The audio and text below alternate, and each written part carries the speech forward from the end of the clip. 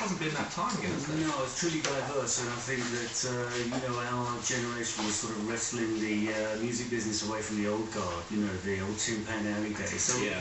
the people managing the bands were very young and forward thinking, and the record labels, they really didn't know what we were doing. They just said, just go ahead and do it, you know, do what you do. And so every band had to have its own signature sound, and with us it became the twin lead guitar sounds, which really grew out of my experience in the soul bands, which was arranging brass parts for the trumpet and sax and so forth. And so it was very natural to do that and produce this sound. And every band has that. If you want to get noticed. I mean, you had, you know, on one hand, as you say, Federal Convention. Then you had this kind of art rock, this techno rock, which was Yes on the other hand, and you had blues-based rock with Fleetwood Macs, and it was exciting. I remember particularly '67 was, you know, the Summer of Love, which was just travelling around the country, going to all these festivals and just seeing an amazingly eclectic mix of music. And I think that's why my taste has remained that way, really.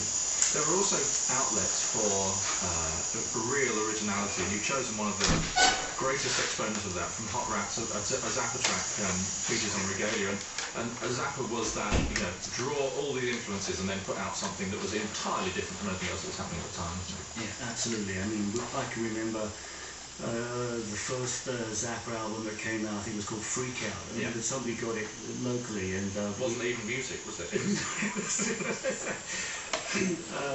And of course it was counterculture. Well, we didn't know anything about America or what was going on in Los Angeles, but we knew that he knew something was going on there, you know.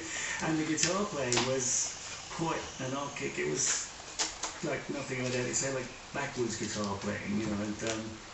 But there were obviously some really good musicians, and there was something going on there. And I can remember us all sitting around my friend's house, or his drum's house, and just trying to figure it out. And so Zappa's always been there. You know, I mean, whenever you know, whichever band you're in, if you're travelling on the road, you've always got one or two Zappa albums in there. You know, for comedy, if nothing else.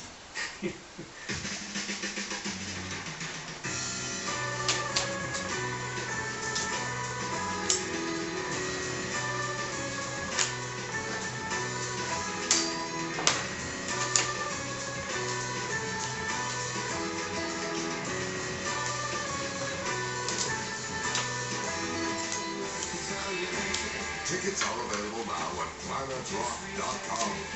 That's Porcupine Tree, live in Wolverhampton, with Planet Rock. I was on a training course at another store. I came down one aisle, Holly came down another, and we collided. Then they